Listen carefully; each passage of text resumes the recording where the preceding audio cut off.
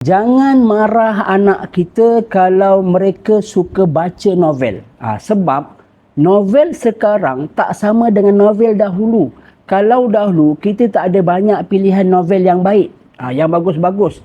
Tapi sekarang ada macam-macam novel yang bagus. Ada ramai penulis yang dah lahir yang boleh menulis perkara yang baik, yang boleh menyampaikan mesej dengan baik melalui novel. Sebab kadang-kadang sesuatu nasihat tu kita tak boleh terima dalam keadaan yang buku-buku agama, buku non-fiction contohnya. Kadang-kadang orang tak boleh terima.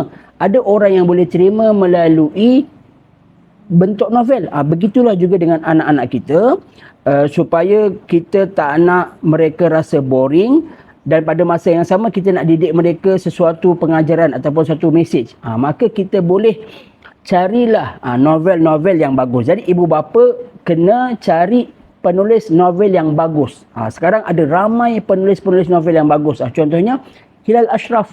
Saya ada hampir semua novel Hilal Ashraf dan saya rasa saya cadangkan sangat bagus kepada ibu bapa. Jadi kalau kita nak didik anak-anak kita yang mungkin darjah 4, 5, 6, kita dah boleh dedahkan novel ini kepada mereka. Sebab apa? Sebab dalam novel tu ada banyak pengajaran yang kita boleh ambil. Novel sekarang bukannya novel yang macam zaman-zaman dahulu tak ada banyak pilihan, tetapi sekarang kita ada mempunyai banyak pilihan dan ibu bapa kena cakna dan kena pandai pilih novel mana yang bagus untuk anak-anak kita.